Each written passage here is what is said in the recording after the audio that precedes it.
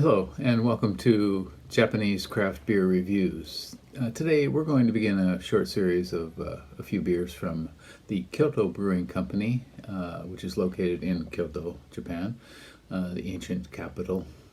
And Kyoto Brewing was founded in 2015 by three foreign residents of Japan. It was an American man and a Canadian man and a Welshman. And they met earlier when they had been brought over to work on the JET program. And they met in Aomori and kept in touch with each other and went their separate ways. The American came to Kyoto and worked at a university in Kyoto, but he also was a home brewer and worked on his home brewing. And I and a few other friends met him then at that point, before he was a professional brewer.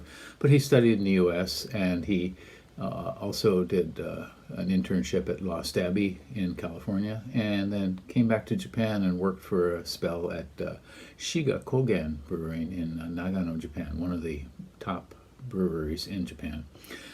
They were named the best new brewery in Japan in 2015, the year that they started, and in 2019 they were chosen as the best brewery in Japan by RateBeer Best Selection. They're in Kyoto, Japan, just south of in the southern part of the city, kind of an industrial, not industrial, but an area with a lot of, I guess you'd call it light industry. And they have a tap room, and they're open on weekends, Friday, Saturday, and Sunday now, currently, because of coronavirus, only for takeout. They have three flagship beers or main beers that they make, but they always have a lot more on tap and available on their website as well. They have a seasonal line, and that's what we're going to look at first, is one from the seasonal line called the Kimagure line. And one comes out every 3 months, every season. And they have a number of other series that they make, including their Freedom series, which is basically the beers that they want to make themselves. And so you can check that out on their website. They have a very user-friendly website in English and in Japanese. On RateBeer, there were, last time I checked, there were 195 different beers listed from Kyoto Brewing. And on Untapped there were 153, and the average score on Untapped was 3.72, so pretty high overall. And I do have a profile of Kyoto Brewing. You can check that out, kind of a sort of a long form, or you could say long-winded, kind of year by year sort of look at the kinds of beers that they were making and how Kyoto Brewing has been changing over the last 5 years. And you can check that out as well, a profile of Kyoto Brewing. Okay, so let's get going, and we're going to look at a few beers from them, and I hope you enjoy it. All right, and now we have another beer from Kyoto Brewing Company, and it's an old and new one at the same time. This is called Kyoto Brewing Kuroshio and it's actually called Shin. They call it Shin, or New Kuroshio, and they translate this as Like the Black Tide. This is a stout, and they have kind of revamped the recipe for this new version. The earlier version is listed as before 2000 or 2020 and before. And this one is a little bit higher in alcohol. The original was 4.8% alcohol. This one is 6%, and it has 35 international bittering units. Kuroshio is the Pacific Ocean current that runs northward past Japan and goes up to the Aleutian Islands, Alaska, and comes down to California. The part around Japan is called Kuroshio, or the black current, the black tide, I guess, if you want. And so a stout, black. And on RateBeer, this one has only 2 ratings at 3.65. Untapped is 68 ratings at 3.72. Again, this is for the new version, the 2021 version. The malt, it's got quite a variety of malts in it. It has Maris Otter, that's the first one listed. Munich malt,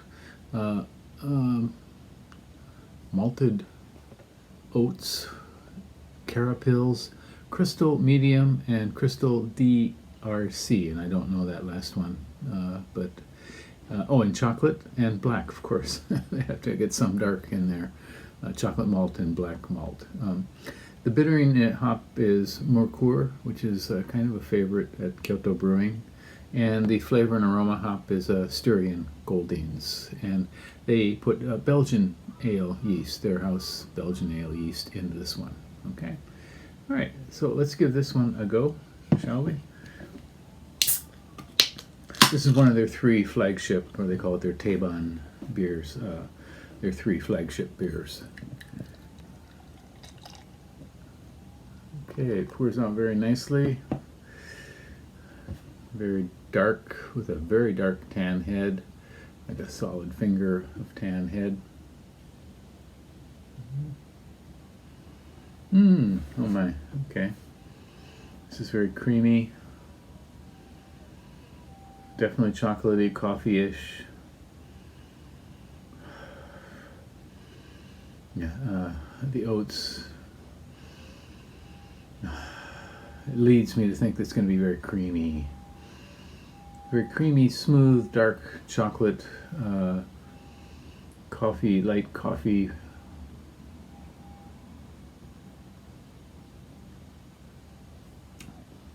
Flavors, just as you'd be led to believe from the aromas.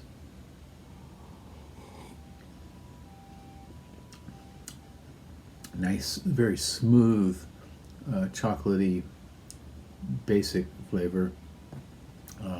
Coffee on top of that, and some nice smooth sweetness. And I think this is from the oats, the smoothness.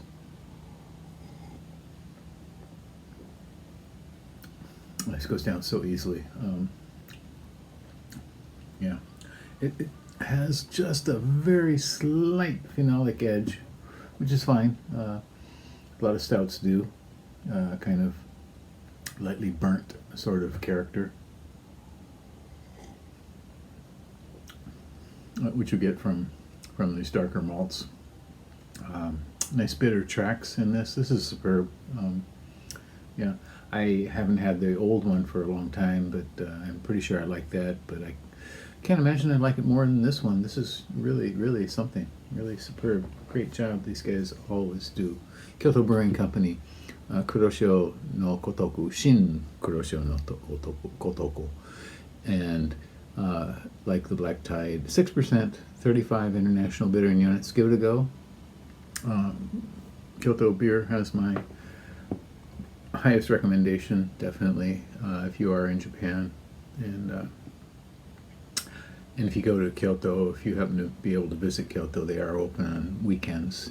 You can go visit them, and for takeaway only right now. But that should change as we move along into the summer.